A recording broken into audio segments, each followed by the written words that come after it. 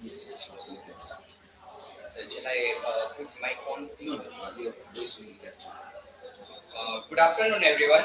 On behalf of the Department of English, I warmly welcome you all this to parallel paper presentation session of our seminar on science and literature. It is a pleasure to have scholars, teachers, and students gathered here to share ideas and insights that explore the fascinating relationship between science, thought, and literary imagination. Today's session promised to be intellectual, stimulating as we listen to research papers that reflect diverse perspective and thoughtful engagement with the theme. Welcoming the chairperson, it is my privilege to welcome our respected chairperson of the session, Professor B.C. Ajmera sir. Sir's presence here has a great value to our academic discussion. We are truly honored to have such an experienced and distinguished academic guidance in this session.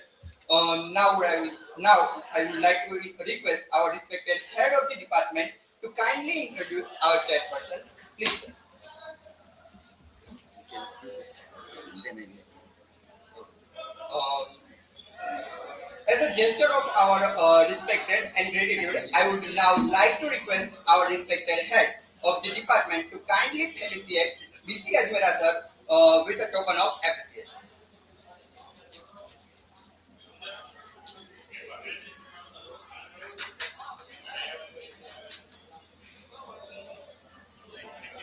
Thank you, sir.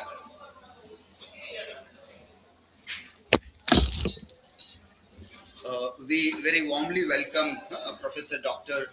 B.C. Ajmera sir. He is right now the professor of the Department of Commerce. He had also served as the head of the department, dean of the commerce faculty, also a very experienced teacher and a very good researcher also. So, sir, we are very happy that you accepted our invitation and been a part of this national seminar on science and literature, which is multidisciplinary. And we are inviting even the chairpersons from management, commerce, and other subjects to make it truly interdisciplinary also. So, thanks for accepting our invitation and being part of this online gathering. So in this session, we will have digital poster presentations and online paper presentations simultaneously. Okay, now take care. Now we shall begin the paper presentation session. I kindly request all presenters to keep their presentation within the allotted time so that everyone gets a fair opportunity to present and interact. I also encourage the audience to participate actively during the discussion. Let us begin with our first presenter.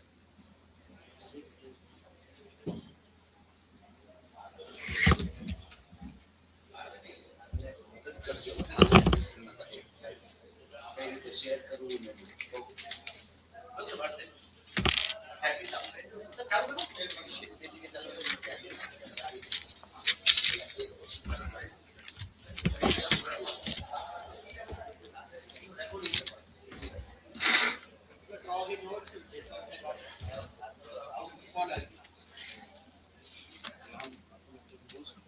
Now, seat की जरूरत पड़ेगा one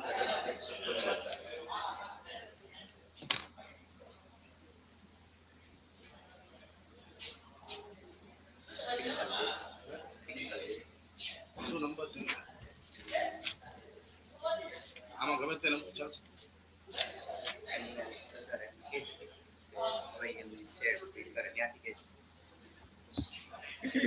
Now, ma'am, you can share your screen. Okay, yes sir. Please okay now you can start yes Yes, sir.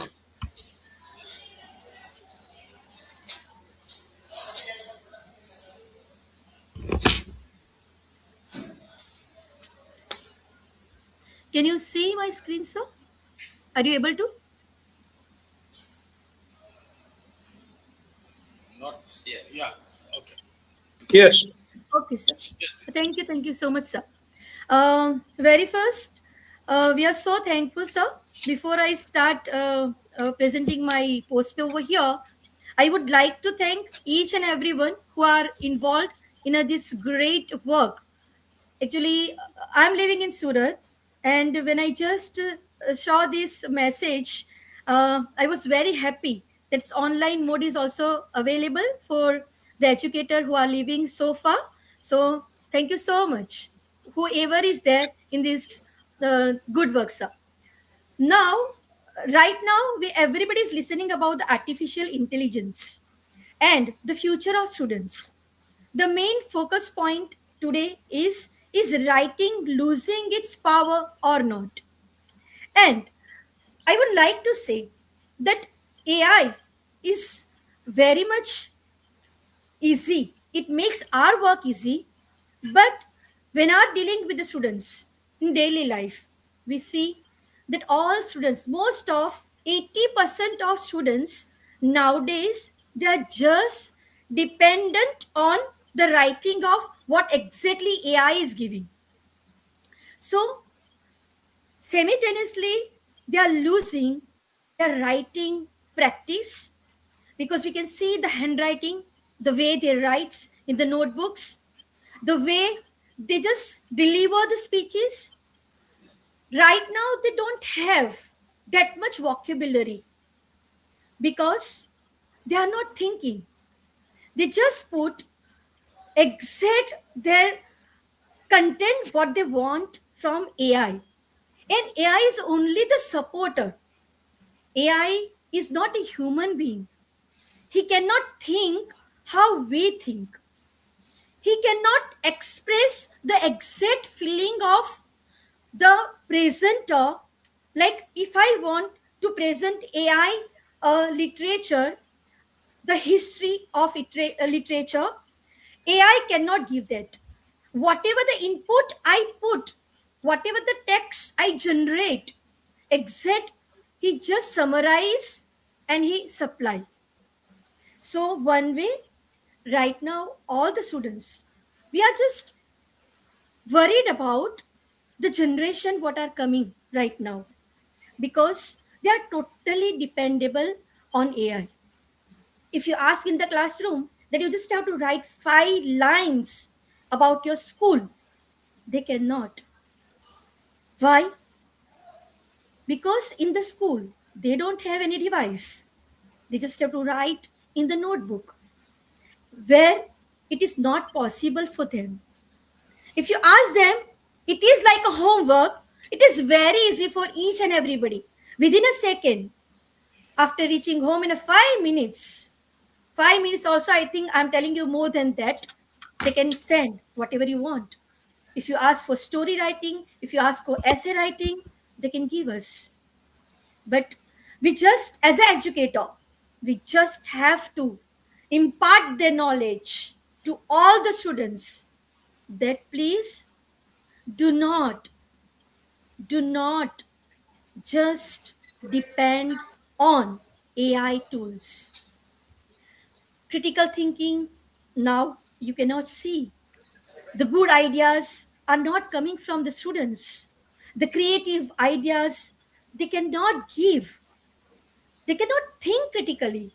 When they cannot think critically, they are not questioning us. When we are teaching in the classroom, they don't have any question. We ask them that have you understood? Immediately they said yes. And if you ask them that okay, right, as a homework, they're happy because they don't have to do anything. So we are not getting that kind of students how it was in the earlier batches. And it is humble request to all the parents even.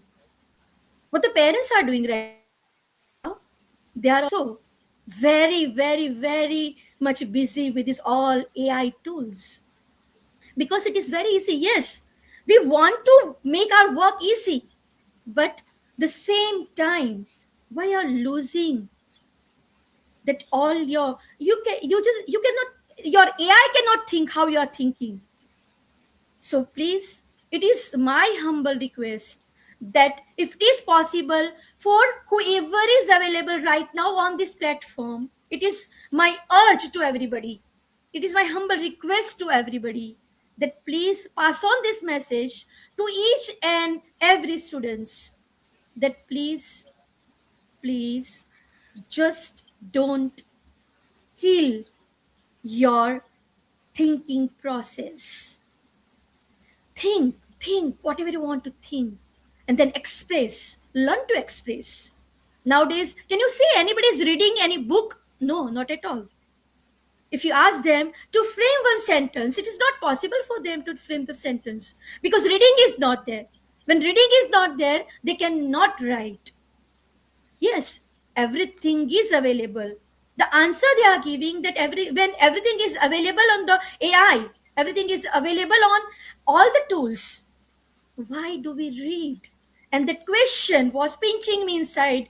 That is really, really so harmful for the next generation. And we don't want. You are also educator, whoever is sitting over there. And it is not only my question, sir. It is all for everybody. We just have to teach all our students that please, you can take support. Yes, definitely. AI is making our work easy. We can enhance our work. We can take a support. We can beautify our works. Definitely, it will go to a great friend. But don't be slave of that. जब AI आपका boss बन जाएगा, then nothing is there in your hand. You cannot do anything. Don't give command in your hand. Just keep the command in your right heart here. And please, our education system, it is really, really in all over the world. It is famous. You can see our students. They are flying with the very flying colors in any corner of you go. Right now, my daughter is there in the Canada. When I go there, when I see our students, they are doing wonders.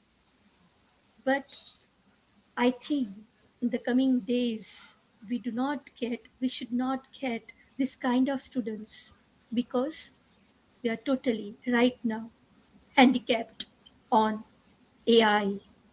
AI, the world is roaming everywhere.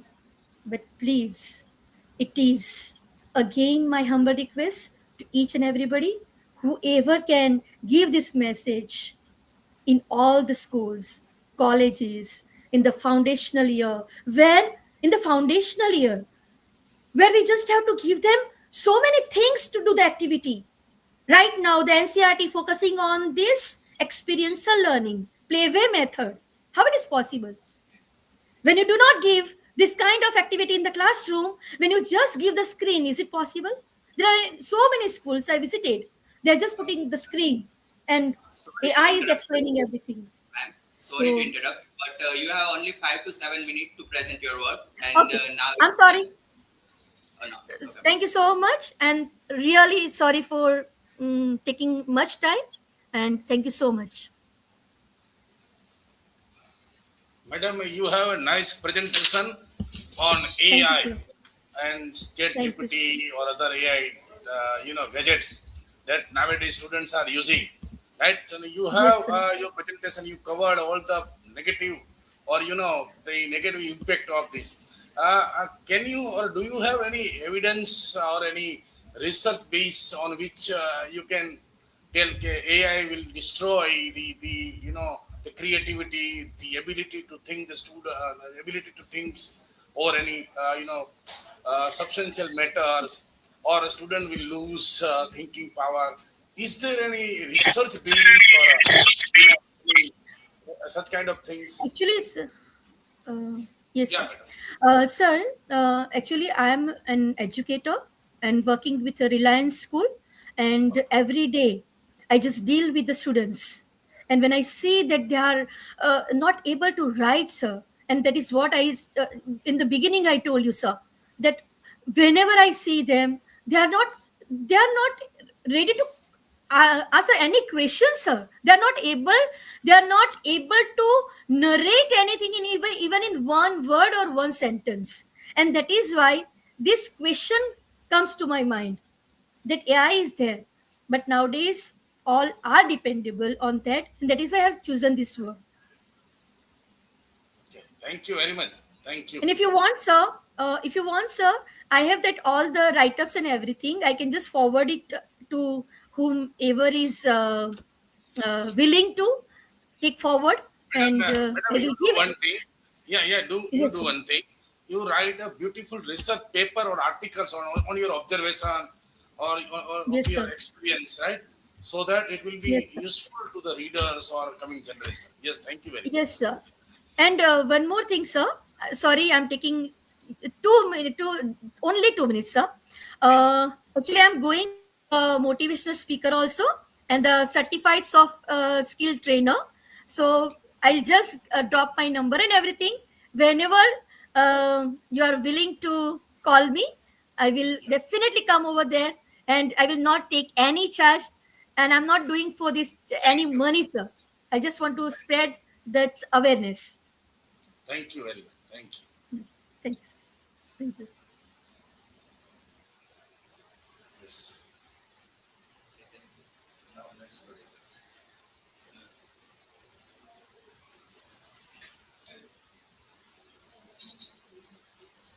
એટલે પહેલા છે ને પહેલા online paper જે છે ને એ કઈ વાળા લઈ લેવાનું છે એટલે એમાં કુશાલી ડોડિયા અને તમે કુશાલી ડોડિયા મેમ ઓનલાઈન છે નથી આવે એ જોઈ નથી છે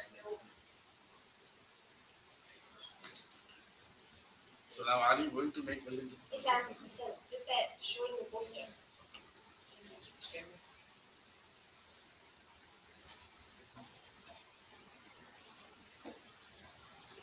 Okay.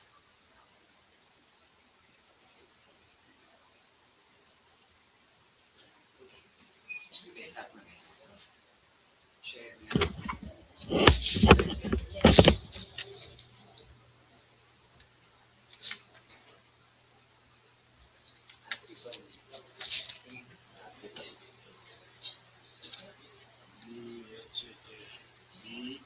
DHHDRI.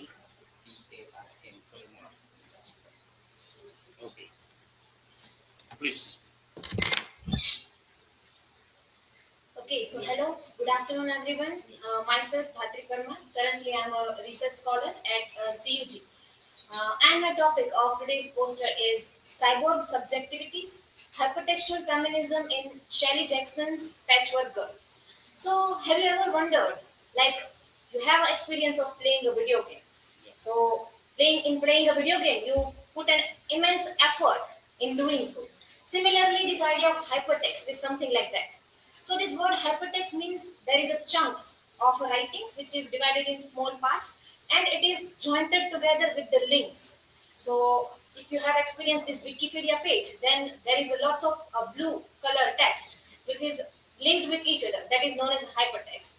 So this text of Shelley Jackson, Patchwork Girl, is a prime example of that hypertext. So my key argument is that how does this patchwork girl use hypertext to construct a feminist model of distributed authorship and embodied narrative? Now this text, Patchwork Girl, is an reimagination of the work Mary Shelley's Frankenstein. And there is the female monster which is erased. So Shelley Jackson is now rewriting that and she is writing from the perspective of that female monster. So you can see this image which is there. So this disjointed part of the body which is stitched together and it turned out to be now what Shelley Jackson did on the part of this textual thing. She used this story space environment and now she made this lexia, small parts of writing, and then she joined it all together and it's a part of legs, hands, hair, body, like that. And each part divided in this 5 major part: graveyard, journey, quilt, broken, accents, and story. If you can make this screen full, yes, from there, only if you can put this screen. Yes, only the screen. So this is divided in these 5 parts. Each part is hypertext. So when you touch on this graveyard, this poster is also hypertext one. So when you, it is hyperlinked. When you touch it, it moves to another sources. Similar to this model of the Shelley Jackson's Patchwork Girl. So each part is revolving around the story of this monster and their feeling. Now what else was there? Earlier it was there is a myth of Prometheus. And from inspired this work of Mary Shelley's Frankenstein. And now Shelley Jackson used this hypertext theory. And with that, she intertextual all these elements and combined one female narrative, which is known as this text. This text, which methodology I used for poster making, is a closed textual analysis, interface analysis, and comparative neurology. And while doing so, I find the key findings were that these fragments, which you can see in this image, the first image, where it is divided in multiple parts. First image, so that is the surface of this text. So each text is fragmented, divided in lexia. Now each has a feminist narrative strategy. Like what happens in hypertext, that readers are appointed as an agent. It is known as this ergodic procedure. So where readers are doing intentionally clicking the link and then going there, reading some part, then clicking the link and then another, moving to another part. So this is turned out to be what the itself identity of cyborg, which is told by Donna Haraway, and it is a combination of computer and the dadu, female body, which is stitched together. And these scars, which you can see on this body of this GIF, that all these scars are linking textual fragments. So each are carrying not just the body parts, but the writings as well. So say Shelley Jackson used this text as the narrative, fragmented narrative, and take authority in the hand of the female, which is not earlier in patriarchal tradition was did. So reader navigation becomes ergodic process, and the narrative body becomes the one where readers actively participate. And the identity of this female is actively distributed. It is relational. If you go to the one chunk, then you can move to another. So that is relational, and technology is there because they use this storyscape medium, which is earlier than www, World Wide Web. Before that era, this text was there. So if I talked about this a conclusion of the poster, so it is that the narrative authorities is going in the hand of female, where readers are actively participating in. So it is quite political that this idea of this author god, like author wants us to turn the page, then we are turning. But now this hypertext challenging that narrative. So it is providing a narrative or providing the agency to the readers, and particularly to hear this female identity.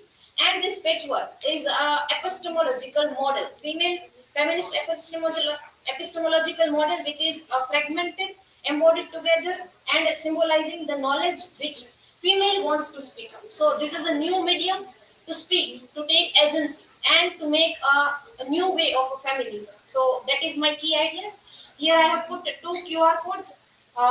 One is for an entire paper. This QR code is for entire paper. Connected it with it. And then another is a YouTube video based on this poster only. The YouTube video is prepared with the use of a platform Notebook LM. So that is also there, is this QR code. Additionally, I use the ChatGPT for image generation and the Canva platform for this poster making. I also want to acknowledge Dr. Vipul Dabi sir and Prakriti Patman for guiding me in making this poster. So that's it from my side. Now, if you have any question, feel free to ask. Your presentation was very nice presentation, Thank you, sir. and the way you have prepared these, the way you crafted your ideas, and the way you explain your content, I think you are in second semester. No, sir. I'm PhD research PhD scholar. student, yeah. So you are real, in real sense, you are a research scholars.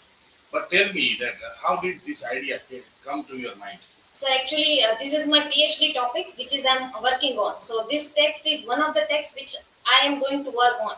So this hypertext is the basic topic of my research, and based on that, I have decided to design this poster of this hypertext and text of this shell ejections, patchwork girls. Are there any researchers who have done work on such kind of topic previous to your research? Yes, sir. There is lots of work because this work is published in 1995. So there is lots of work done in the case of research paper, but I haven't found a poster. So that's why I choose to prepare a poster where readers can, at one point only by just an image, they can get the central idea. So the poster was not there, and that's why that gap I want to fill, and that's why I choose to prepare a poster. Yes, very congratulations, very good. Thank you so much. Yes.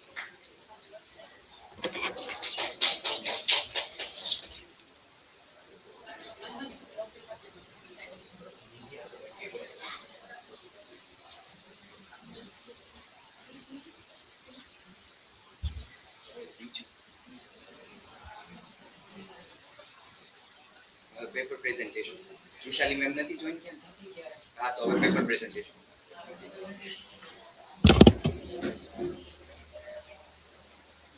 Yeah, hello.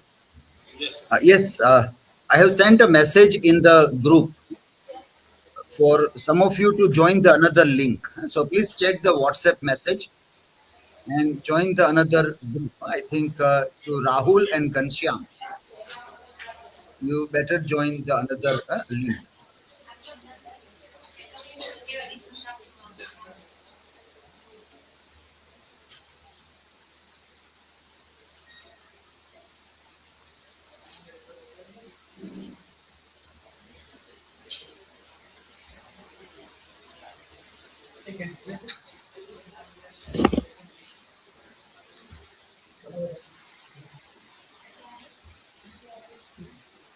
Now the presentation was completed. Now we start going to start a paper presentation. So now I would like to invite presenter one by one to present their presentation.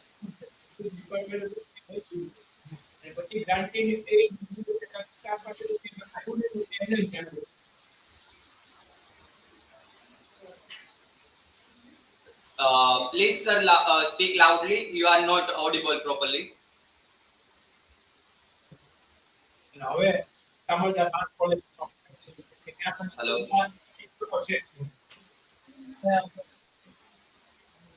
Your sound is not coming properly, sir. Yes.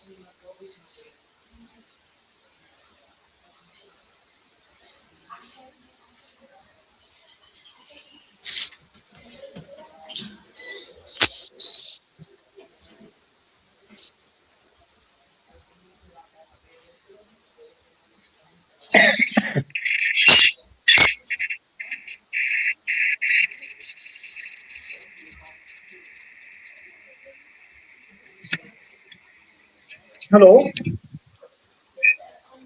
Hello. Hello.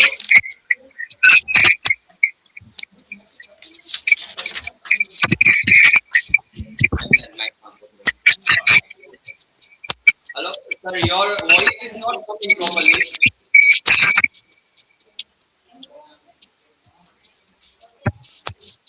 Am I audible, sir? Now, is it audible?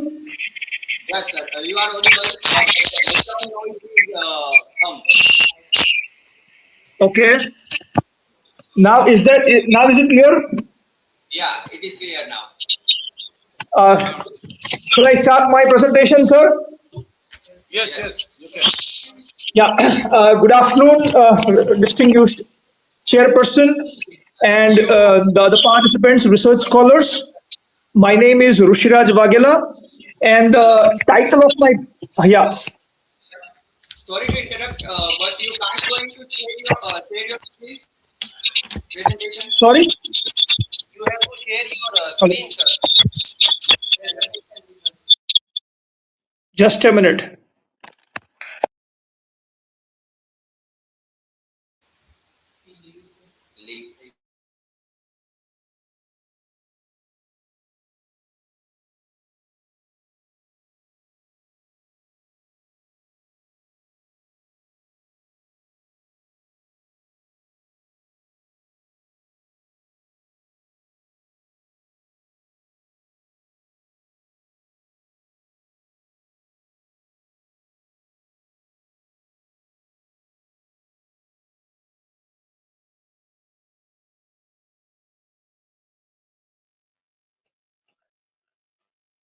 Yeah. Am I audible, sir?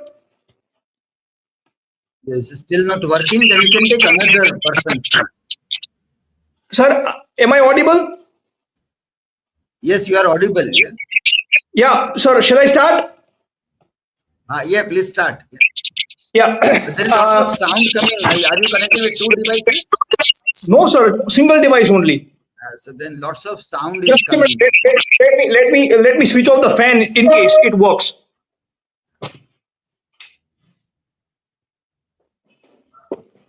Is that all right now, sir? Yes. All right. Good afternoon, Barar sir, respected chairperson, and other fellow researchers. The title of my paper is Narrativizing Evolution for Young Minds: Evidence and Imagination in Yuval Noah Harari's Unstoppable Us. We often think that science and storytelling are separate. Science deals with the facts, and stories deals with imagination.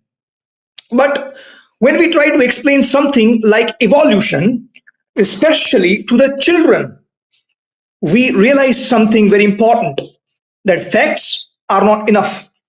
We need stories to make sense of them. In his book, Unstoppable Us, Yuval Noah Harari explains how human became the most powerful species on earth. But he does not write like a scientist in a laboratory. He writes like a storyteller. And here, science and literature intersect. The why evolution is difficult to explain to children, to young minds. Human evolution covers thousands of years. There are no written records. Scientists depend on fossils, bones, and genetic clues. So, when we talk about early humans, we are actually reconstructing the past. We are using imagination when we talk about the early humans. We don't have evidences. Harari openly shows this process. He uses phrases like scientists believe, or perhaps, maybe this happened, whenever he is not sure. Whenever he is not sure, he clearly expresses to his readers. This is very important. He teaches children that science is not a magic truth. He is careful in his investigation, which is based on evidences. And whenever he's not sure about the investigation, about evidences, he clearly mentions it, that this is what scientists believe. This may be possible. He uses this kind of phrases. In my paper, I argue that Harari balances two things: evidence and imagination. He describes early humans sitting around the fire, hunting together, taking care of the children. But he also reminds readers that these scenes are imaginative reconstructions. They are not based on evidences. This is where narrative becomes important. As the scholar Brunner says, humans understand through the world of stories. When Harari narrates evolution, he is not weakening science. He is making science understandable through stories. So stories does not weaken science. Without narrative, evolution would remain a timeline of dates and bonds. And especially to children, it won't be possible for them to understand. With narrative, it becomes a human journey. One of the interesting idea, the most engaging ideas in Unstoppable Us is that why we human beings rule. He asks a fundamental question. The question is, why do we rule this world? Why do we human beings rule this world? If you talk about 70,000 years back, humans were not more significant than lions or tigers or elephants. They were actually less important animals. Then why right now we are ruling the world? We decide the destiny of lions and tigers. What happened? Why are we so stronger? Why did we become so stronger? Because humans, we are not as powerful as lions. We are not as faster as cheetah. We are not as bigger as elephant. Then why did we win? This is his fundamental question. And he answers. His answer is really fascinating. He says that we are ruling this world because we can create stories and we believe in stories.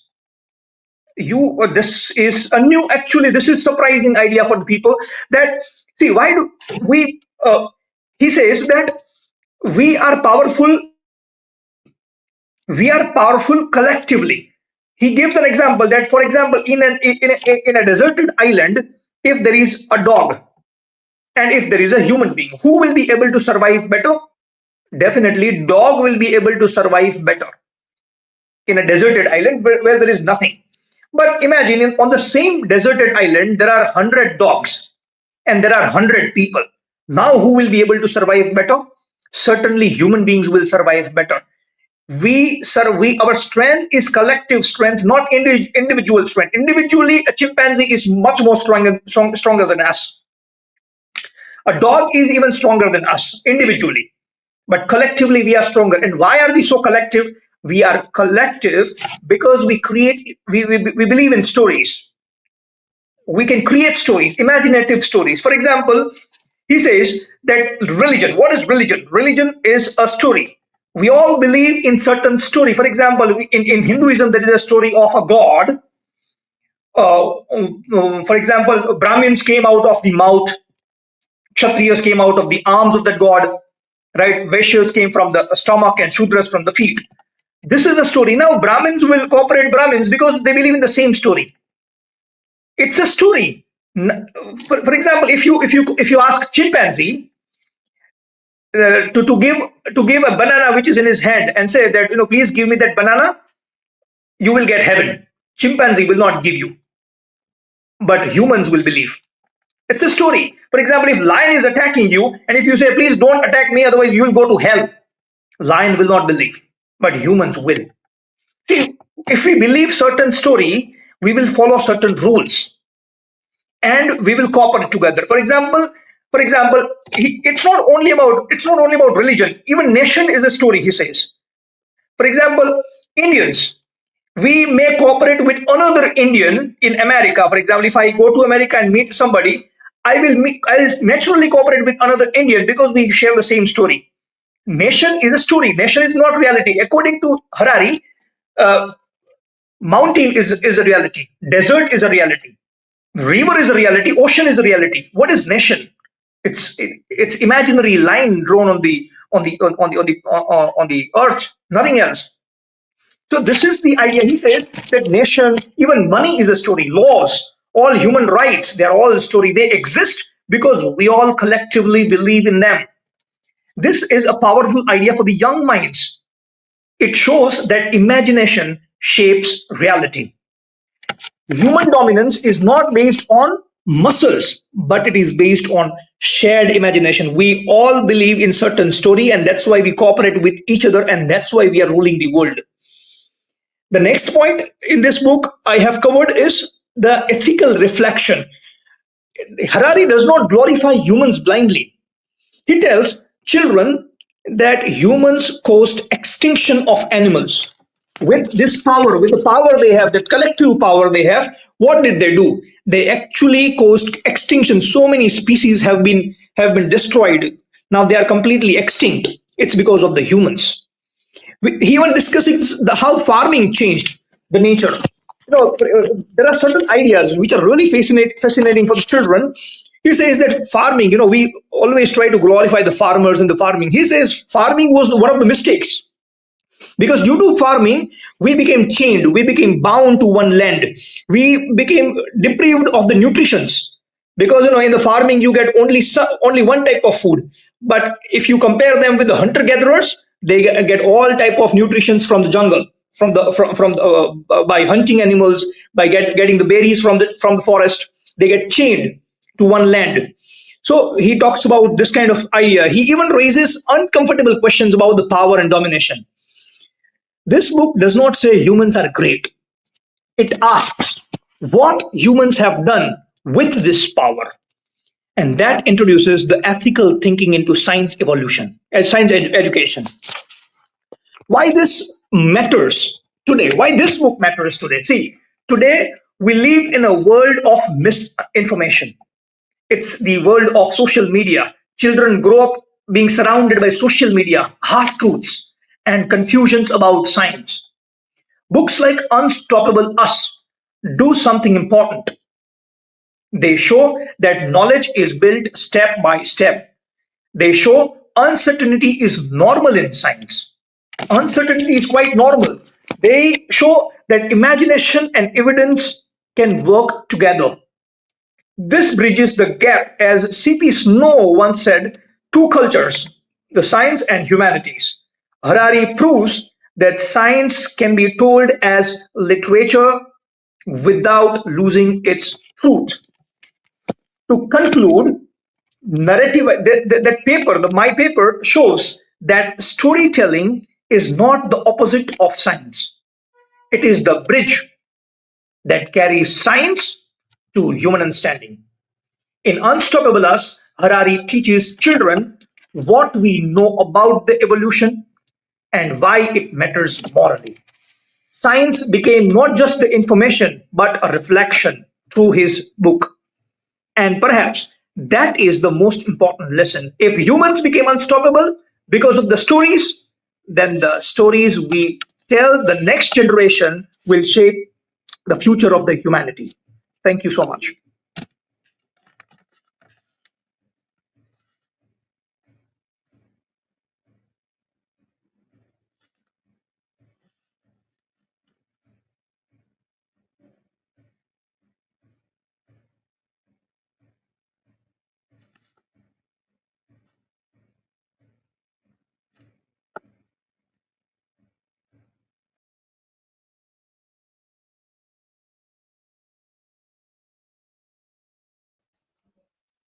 Yes, yes, Parul madam. Yes, yes, Parul madam. Yeah, namaskar, sir. Yes, yeah, yeah, yeah. You can start So, with your presentation. okay. So my paper is a joint one. Dr. Sachin Bansal is with me. He's from chemistry. Chemical engineering. Chemical engineering. So we have a joint presentation. So he'll be presenting. I'll be defending, sir. Okay. Okay, So you fine, can share, fine. sir. Okay. Yeah, Yes, yeah. yeah. This is the way. background. Yeah.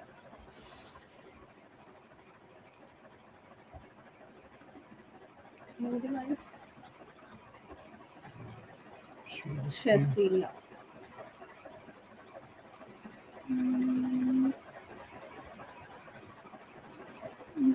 Let's go. It was open now. This is one. Ask if it is visible. Is it visible, sir? Hello. Sir, is it visible? The slides are visible? No, no, not visible. Share again. Share again, sir. Why is it? Acha, you didn't share.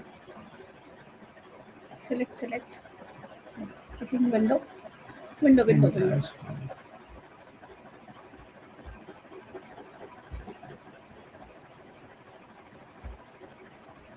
Is it visible now, sir? No, I think now it's visible. Yes, now it is visible. Yes. You can go. Yeah, you can take it. I'm here only. You can take it.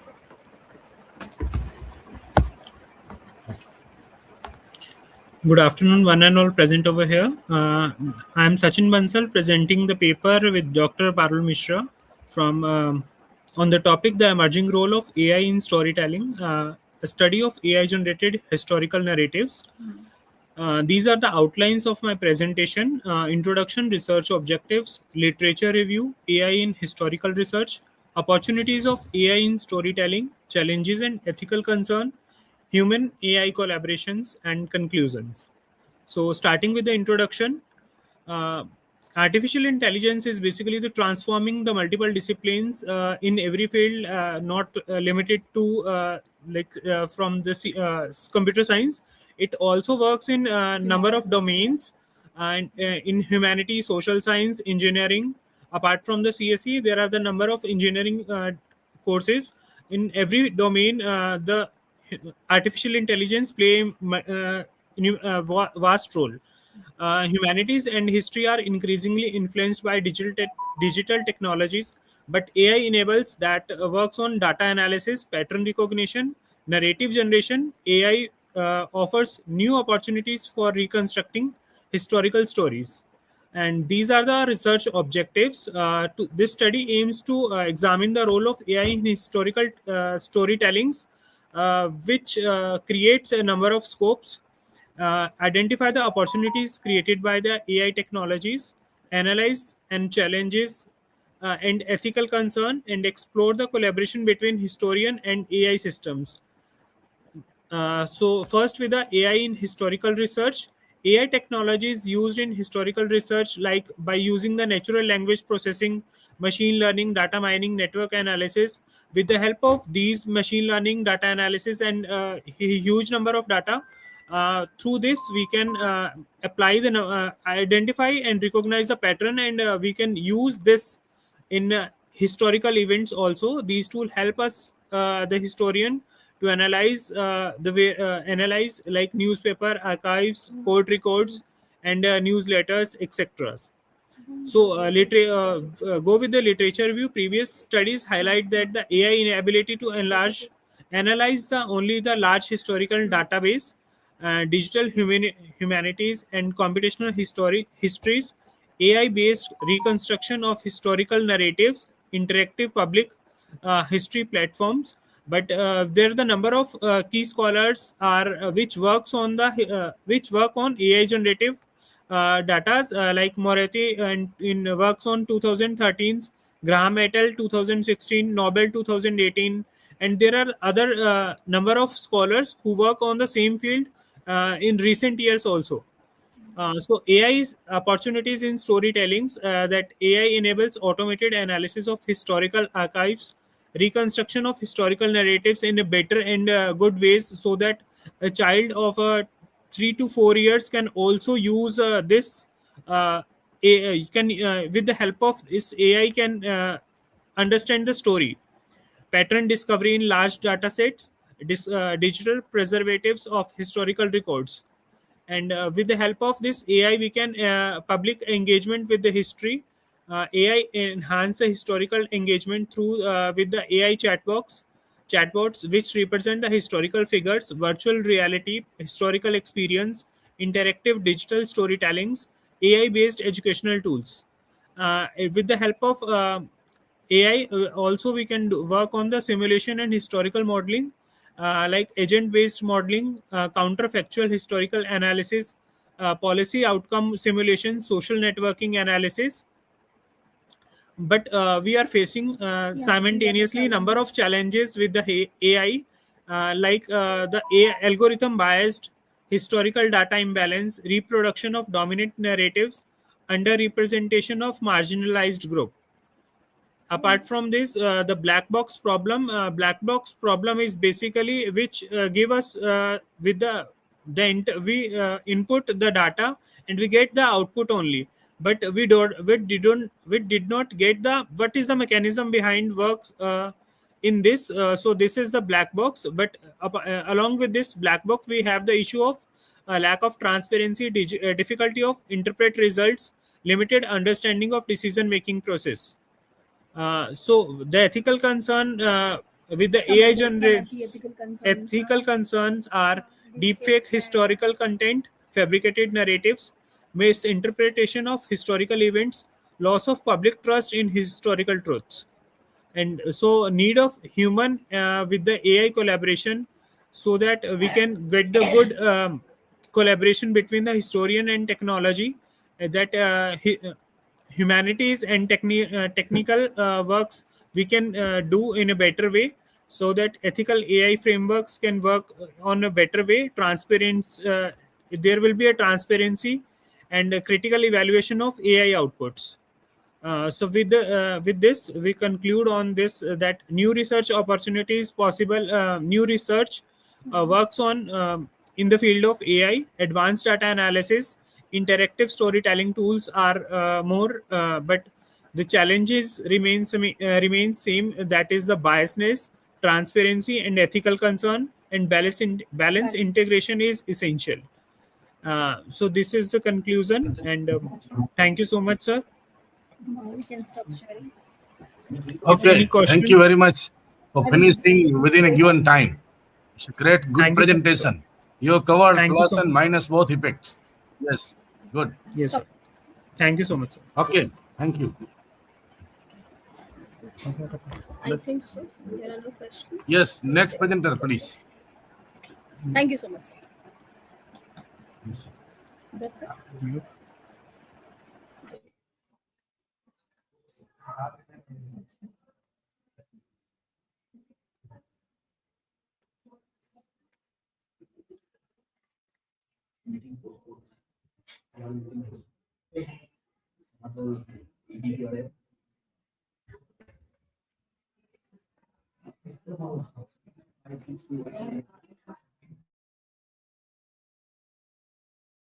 Yes, please. Next presenter.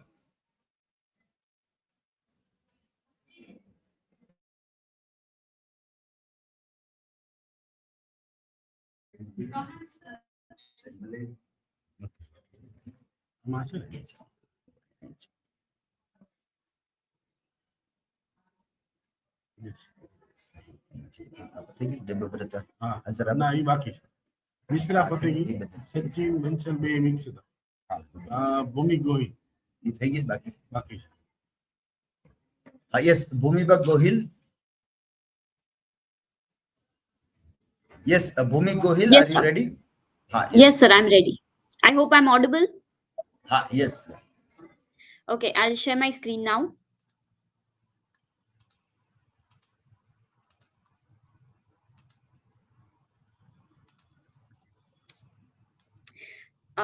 So hello everyone. Today I'm going to talk about when science tells stories, narrative design in popular physics texts. So when I heard about this seminar, the first thing I thought was how it is two cultures, and then I found out how different are humanities and sciences, and then I found out that there is a theory of two cultures given by C.P. Snow. So he basically has said that the science and the humanities are sometimes so different that they have become two cultures, or you can say two entire galaxies, he calls it. And he says that but the clashing point of these two subjects, these two disciplines, and these two galaxies can produce creative chances.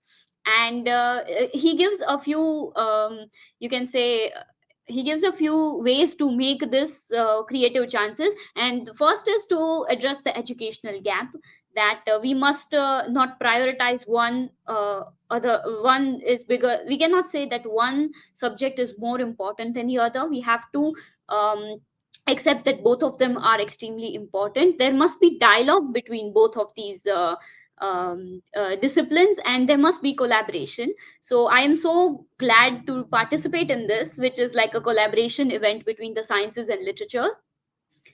Building on Snow's theory, John Brockman talked about the third culture. He basically says that the third culture is of scientists who write like writers. So they present their works to common people in such a manner that it is understandable to them. And then I thought about some of these books that I have read, and I realized that it is true because I love to know about physics and space travel and all of that. And I want to know deeper about it, but because I come from a literature background, there is a little you can say there is a little it is a little difficult for me to understand. And so here is my research question, that there are these popular texts that make it easier for the common public to grasp these kind of difficult concepts. So how do these popular physics texts employ narrative strategies to transform scientific knowledge into a story?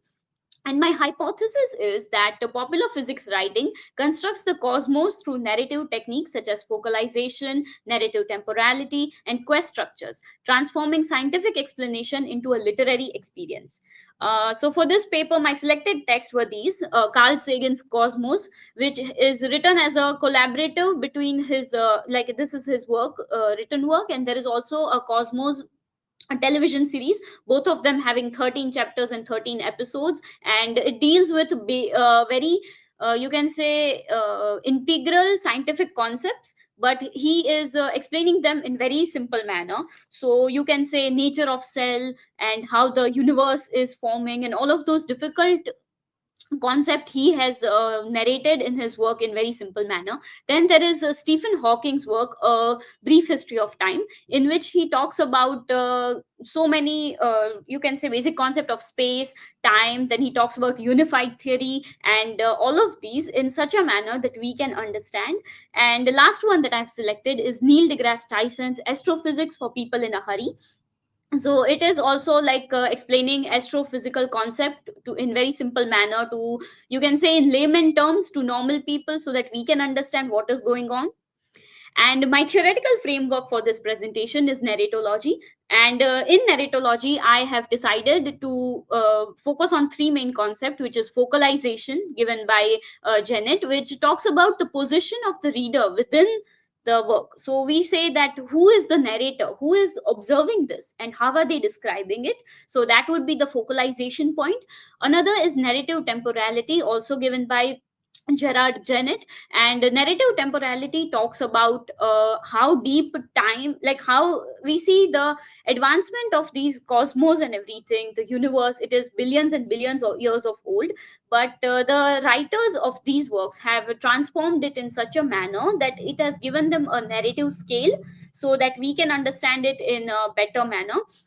And the last one that I'm focusing on is quest narrative. So if somebody is, so many times it happens that somebody is just giving like a lecture sort of a thing, and they are saying it in a very monotonous sound, and we get bored of it. But quest narrative makes sure that you keep your curiosity alive, and you are actually, there is an epistemological suspense, so you are just you are wanting to know what will happen next, which often happens in stories. So let us begin with focalization. In the work Cosmos by Carl Sagan, there is an experimental sort of focalization. Carl Sagan says that the cosmos is within us. We are made of star stuff. We are a way for the cosmos to know itself. So because universe wanted to know itself, it created the humans, and now we can understand ourselves deeply. So this is a very experimental focalization because it puts the narrative in both the places. You are a human person observing all of this, but at the same time you are also the entire universe. So we can say it is a very experimental point and combination of reader plus universe. Then there is a brief history of time, in which there is questioning and explaining. So the writing of that work is such, in such a manner that Stephen Hawking begins by questioning that why do you think time exists, why do you think this happens, why do you think that happens. He first gives these questions and allows reader to ponder on them, and then he begins to answer them. And in last one, astrophysics for people in a hurry, you can say the focalization is explained in the title itself, because it says astrophysics for people in a hurry. So people who do not have time to sit down and read like lots of work, to sit down and understand so much, so for them, but are also interested, so for them this work is written. So you can say the focalization here is of a normal man of today's society who does not have a time but who still has curiosity. And the tone of the work is very conversational, and he's like, it feels like you are talking to a friend. uh, then another concept is narrative temporality. So Carl Sagan is famous for this. He has invented something called cosmic calendar. So he says that 13.8 billion years of universe's history is compressed into 1 year. And you might have heard that he says that human only came in existence in the last 2 seconds before the 31st of December. So in that manner, you can say the billions of years are compressed into one. Talking about narrative temporality of Hawking, he gives this historical progression of scientific theories. He starts by beginning that when people used to think that Earth is the center of the universe. He also says that about different. He also gives introduction to different myths that people used to say that Earth is balanced on turtle's shell. So it's like not scientific at all. But from there he starts, and he goes on to talk about Einstein, Newton, all of their theories, and how all of this is progressing. So we see like a historical map of where we were and where are we now. So in this manner, Hawking is written. And Tyson has, in Astrophysics for People in a Hurry, he has given brief narrative snapshots. So when you read the chapter, like they are very short chapters, and then it starts by explaining something, and then there is a little break. I have given this quote as an example. This is the break, that first this happened, then a millionth of a second has passed since the beginning, and then this happened, then 2 minutes have now passed since the beginning, then this way it developed. So you can say that it becomes digestible to the reader, and we can say that it feels like browsing through photographs, that okay, this happened, then this happened. So in very brief snapshot it is done. Another one is quest narrative. I think Stephen Hawking's book is the best example for this, because he has, throughout his novel, work, A Brief History of Time, he has given this idea that humanity's deepest desire for knowledge is justification enough for continuing quest, and our goal is nothing less than a complete description of the universe we live in. So Stephen Hawking's describes like this, all the narrative advancement like this, that this is the goal we have to reach, and we are the protagonist, and we have to do this now, we have to do this, we have to find a unified theory that explains everything, and then we will be able to understand our universe better.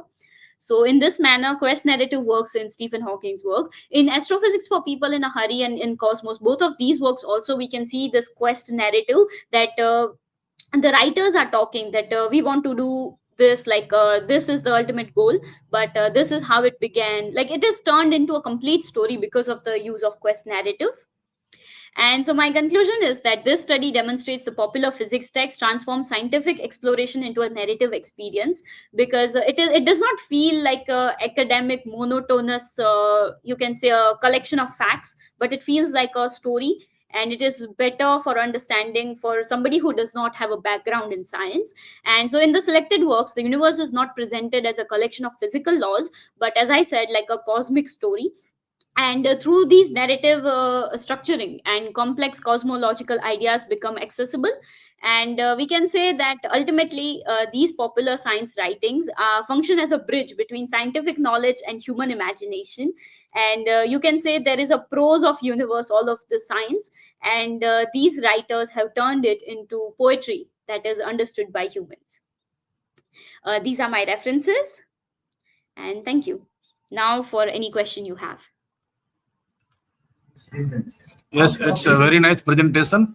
I think you have gone very deep into that particular things. And my question is that how did this idea come to your mind that you should work on this? Actually, sir, when I heard about the seminar, that it is science plus literature, so one of the first things that I thought was Astrophysics for People in a Hurry, because I was reading that book at the time. So I thought that, yeah, maybe something with this. And then this idea came to my mind that there are so many books like these that make us understand the world in such a manner, because, as I said, that we are not from the science background. So it becomes very difficult to understand all of this, but we also have curiosity to know about it. So then I came into idea that there are these works, so how are they transforming it into a story? Because if you ask a scientist that, okay, tell us about your work, and they tell it in a, like, as I said, a monotonous way, they start with all the difficult terminology, so you'll get bored and you'll not understand anything. And so, like, it was a marvel for me that these people, they are so, you can say, highly qualified in their own subjects, but at the same time they can simplify it in such a manner that we can understand. So I thought that I wanted to work in it. Okay, sir, thank Okay, you for your thank time. you very much. And best of luck for your future career. Yes, thank you. Thank you, sir. Now, next presenter is Dr. Hajra. Dr. Hajra. Sir, are you ready? Hello.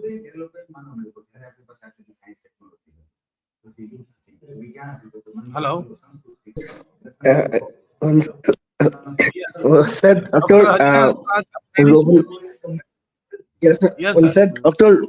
Rohan Raj will present. Actually I'm facing from a like throat pain. So Dr. Rohan Raj is my co-author. So sir will present with me.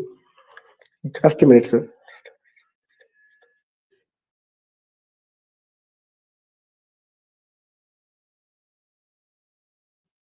Yes, sir. I think you are not audible, sir. Okay.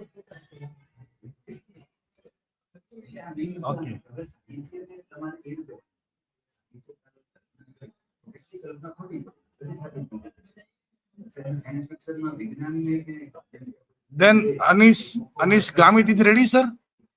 Hello. Anish Gamit is ready for next presentation. Hello.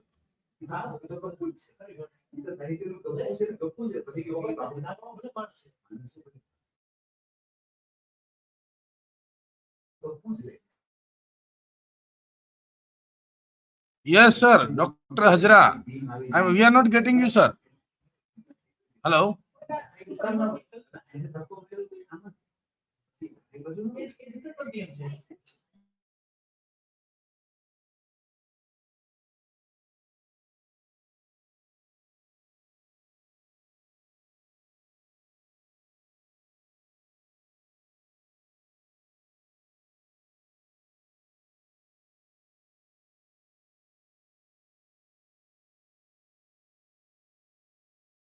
Hello, Devbrat.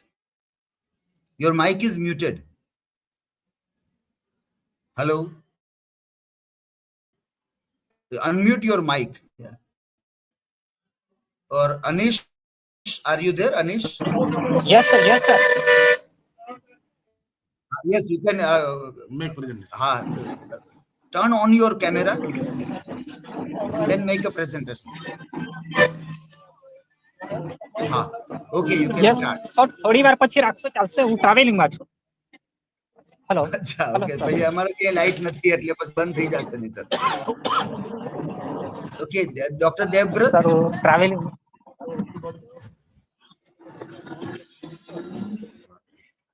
Yeah, ભાઈ બોલે. Hello Devvrat, are you there? Number જો. અચ્છા, okay. બીજાને આપણે પૂછીએ. બીજા હોય ને અનાઉન્સમેન્ટ ખબર. લાઈવ જાય છે ને. Yes, Devbrat Hazra, are you there? Would you like to make presentation or Devbrat? We are not able to listen you. Devbrat.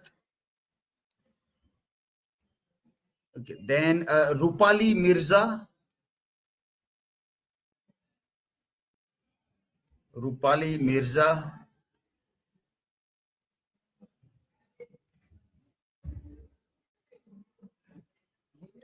Then Ashok Kumar Shu.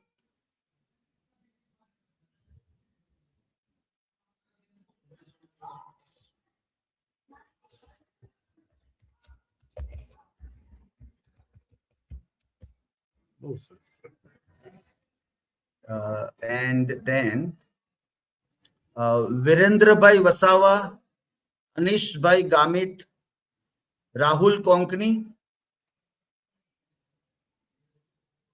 Rahul and Ghanshyam.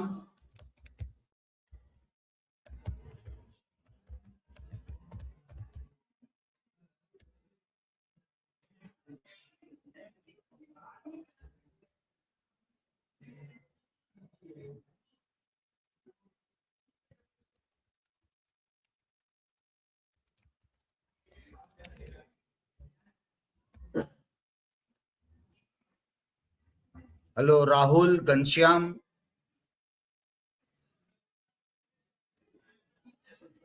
So, can we consider them as absent?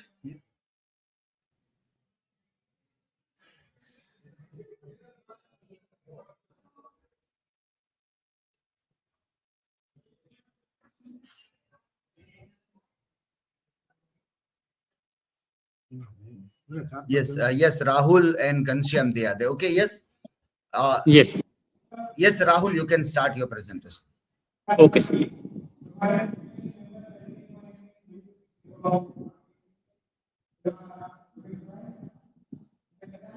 Yes, Mr. Rahul. You please Yes, start sir. your presentation. Yes.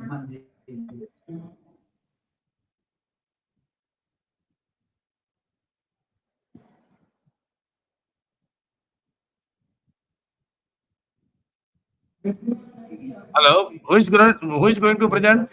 Hello. Yes, Rahul, are you Rahul. going to? Rahul. Okay, please. Please, Rahul. Okay. Sir, I have connected through mobile, so I cannot start PPT. Okay. So you can without PPT, no problem. Okay, I am starting orally, sir. Okay. Can you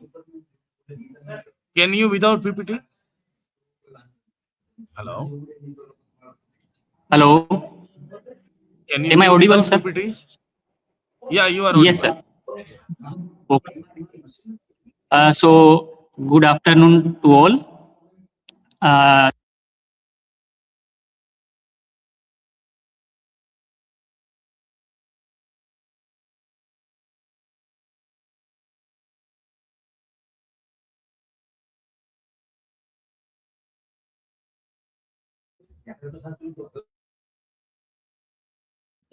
I think Rahul, you have net connectivity problem, right? So your car is going on and you are making presentation.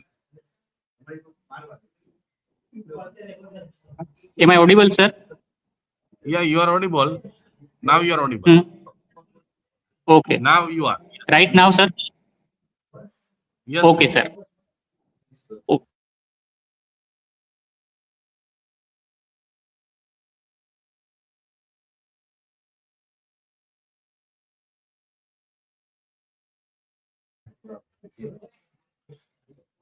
Rahul, you are not audible now. Your voice is disconnected. Now, sir? Am I audible? Yeah, now you are audible. Yes.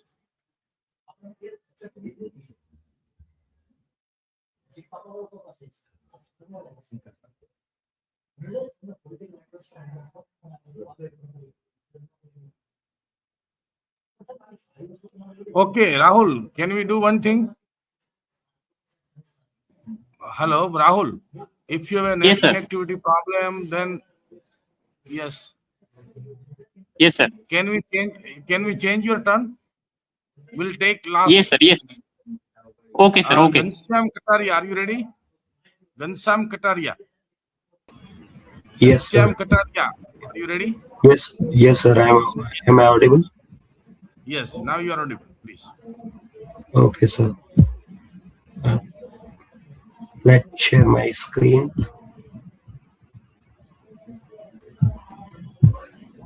Would you like to share your screen?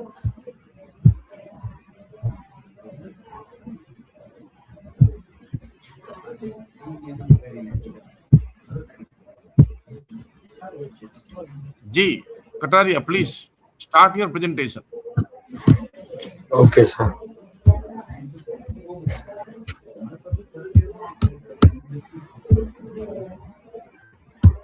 Okay, hello everyone. My name is Ghanshyam Kataria, and my paper title is From Frankenstein to Ex Machina: The Cinematic Evolution of the Cyborg and the Post-Human Body. This is the table of content. Introduction. The term cyborg is originated from the combination of cybernetic and organism coined by uh, Manfred Kleins and Nathan Klein in 1960. Technically, it refers to being created through the fusion of electronic, mechanical, or robotic components with living creatures. Mr. Kataria, please be louder. Mr. Kataria, please be louder. We are not able to Okay, hear you properly. So please okay, be sir. louder. Yes. Okay, sir. Harvey posits the cyborg as a creature that fundamentally rejects modern boundary distinction, and it dwells into uh, the boundaries of human, animal, organism, machine, and physical and non-physical. Okay.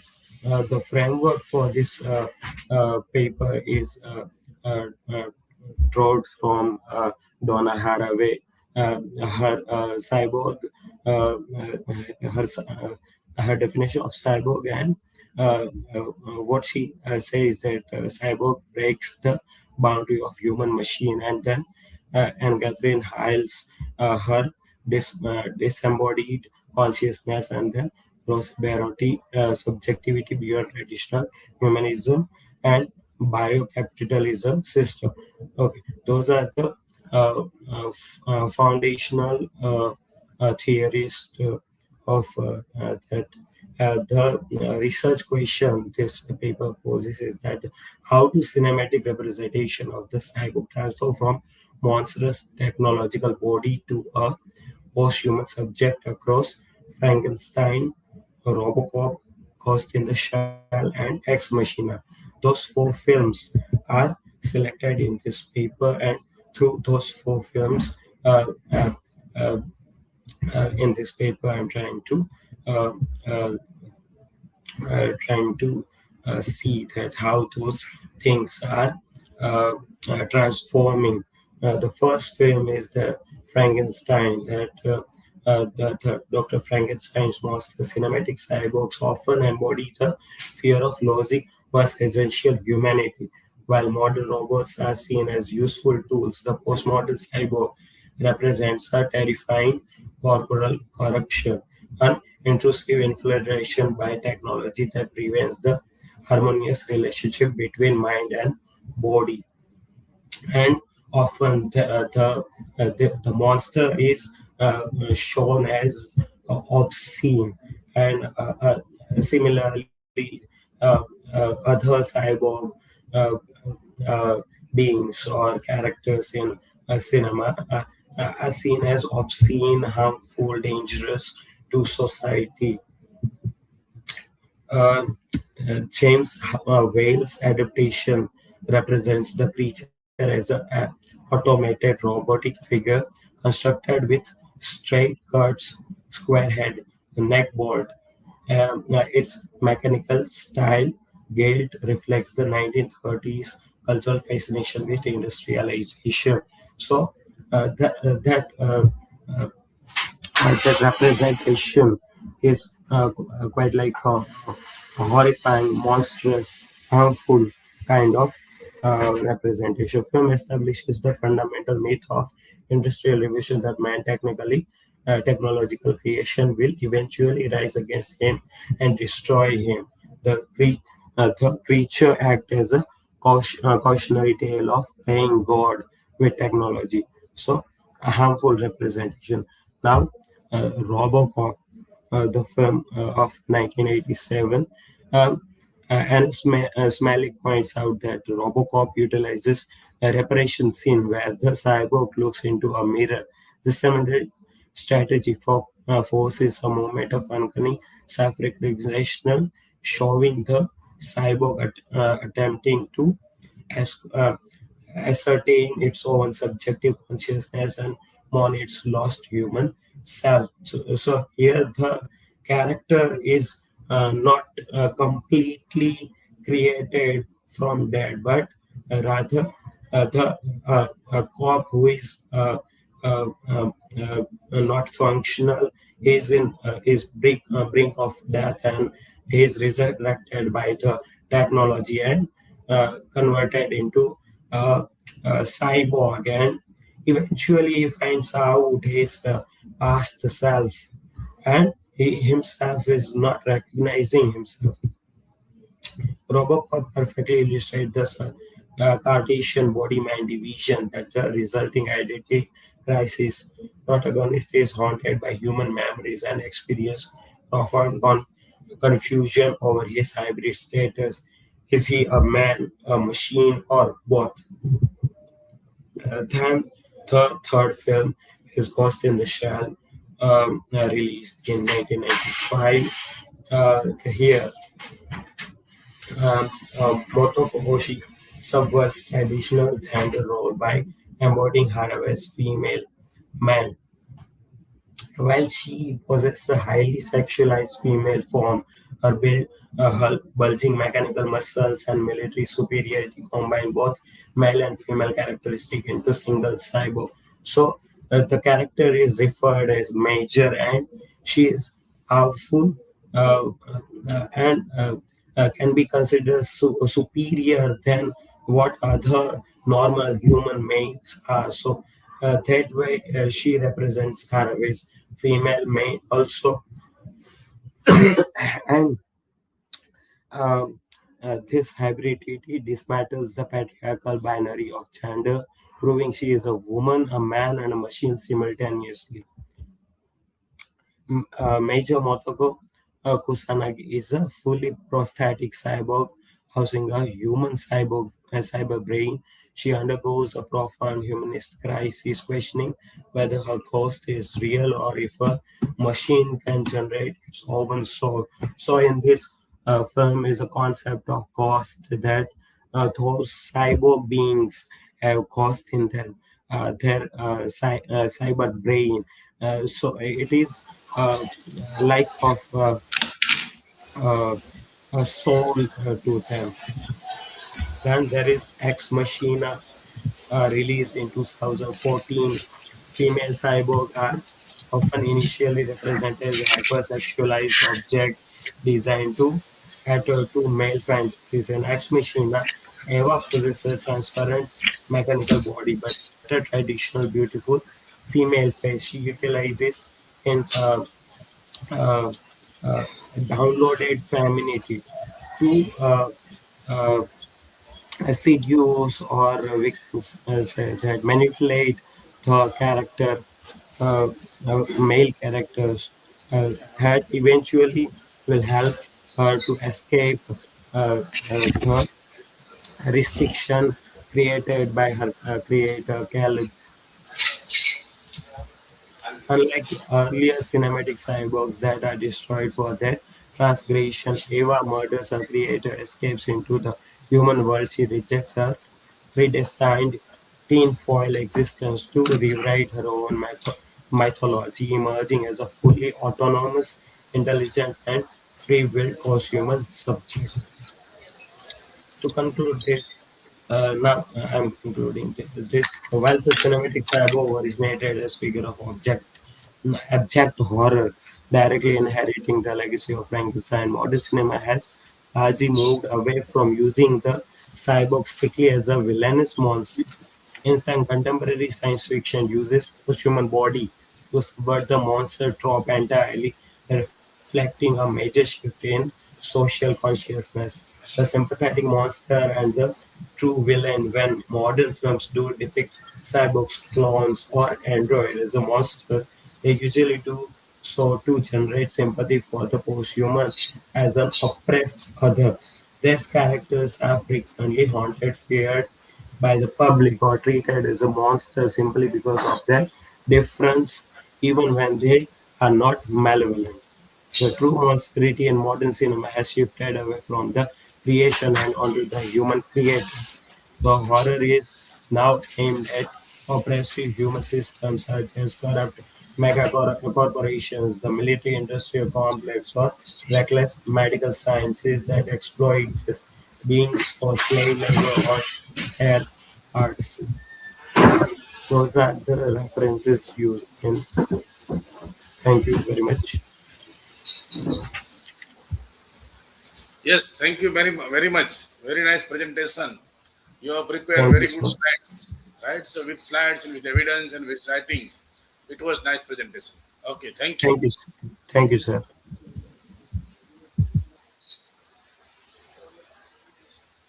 Please now next presenters.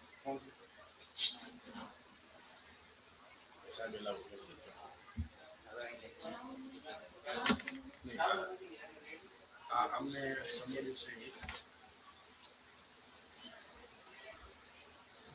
Am I visible and audible? yes. Am visible Yes, and you are audible, sir? audible. Thank you, sir. Thank you so much. Uh, yeah, sir, I'm trying to just share my PPT. Deva,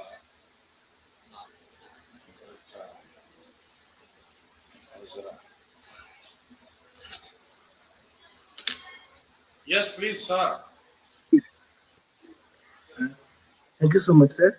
So my paper title is Conceptualizing Gender Identity Through Science Fiction, Text and Films, a diachronic approach.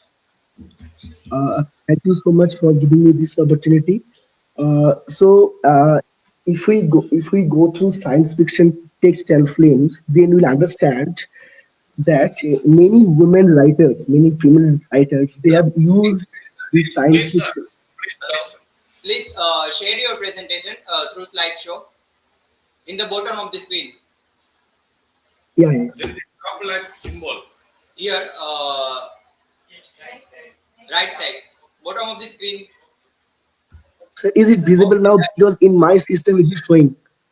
Yes. Okay. Okay, sir. Okay, now it's okay. Thank you so much, sir. Yeah. Thank you so much, sir. If we go through science fiction as a literary genre, then we'll understand that many female writers, they have used fiction as a matter of protest against the patriarchal norms, right? So science fiction as a space for imagining an alternative societies that connects feminism, technology, and social changes, right? So uh, there are so many films and there are so many write-ups, right, in science fiction genre, that they have used this platform against the patriarchal norms. So the moment I'm saying about the patriarchal norms, that means that is against the women empowerment, right? So there are so many novels, they are actually, they advocate for the women empowerment. So literature as an agent of social transformation. So science fiction works as a social transformation. Okay, in science fiction reflects writers and readers aspirations. Okay, in it is the one of the most important platforms for feminist resistance. So uh, as I have mentioned, that science fiction gives the opportunity of alternative world. Okay, and that in that alternative world, they actually challenges the existing norms. So they talk about you know, utopian society. In this utopian society, it is female governed. So even there are so many novels, when there are so many films, in these novels and films, men are not present. So this is the completely female governed society, right? Not only this, there are many alliance and extraterrestrial life, space and exploration, and futuristic society. So they also talk about very advanced and futuristic society. So objectives of this study, that my paper examine representation of male and female characters in the society, study gender relationships and dependency, analyze motherhood and patriarchy. It's very important to understand that they celebrate motherhood. They celebrate motherhood. Okay, they never ever deny the notion of motherhood, right? In order to celebrate this modernity, they always accept motherhood. So my hypothesis is that science fiction enables women empowerment and feminist expression. And my research gap is that it is limited diachronic gender analysis across text and films, because I have already conducted a questionnaire survey. Based on that questionnaire survey, I have to understand the first hand experience, right? And insufficient audience response studies. Research questions are: how are gender issues represented in science fiction? What type of societies are imagined? And how does sci-fi, the science fiction, portray women's power? How do female characters resist patriarchy? So the moment I'm saying the word patriarchy, patriarchy means men and women both. So there is no conflict, there is no fight, as such, between men and women. It is against the societal norms.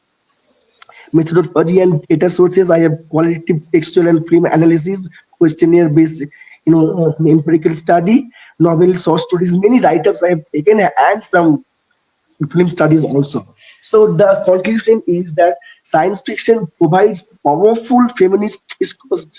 Uh, as I have mentioned, that science fiction is one of the fertile land for women empowerment, and diverse representation of women exist but remain uneven. And genre imagines gender poles and social structure. Okay, in science fiction, writings actually supports the idea of empowered alternative futures. So these are my references, and thank you so much for giving me this opportunity. I'm very much sorry for my throat there, and maybe for that reason some of my words you could not understand. I'm very sorry for that. Thank you so much. Sir, you have very good presentation. In your paper, you have also framed objectives.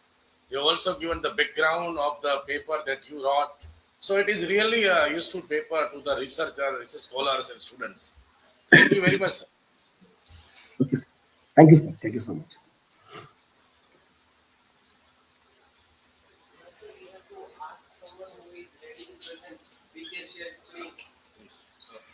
Now the another presenter who able to share screen, so they start their presentation. The remaining presenter from Anish Gami.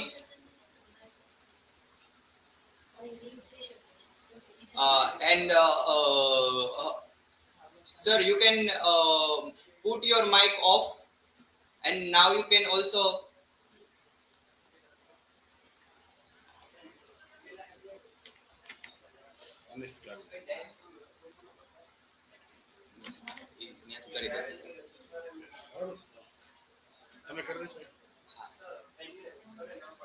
Sir એમને કીધું છે ઈ travel કરે એટલે avoid present ના નથી પાડી એટલે એમ કીધું છે. Yes, Anish, you can start. Unmute your mic. Unmute your mic and then start.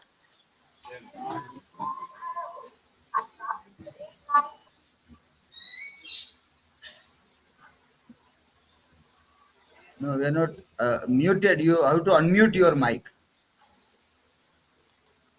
તો તમે મુસાફરીમાં હો તો રહેવા દો આ વખતે, બીજા સેમિનારમાં પ્રેઝન્ટ તમે બહુ અવાજ આવશે તમારે ત્યાં. કંઈક બસમાં બેઠા છો કે શેમાં બેઠા છો?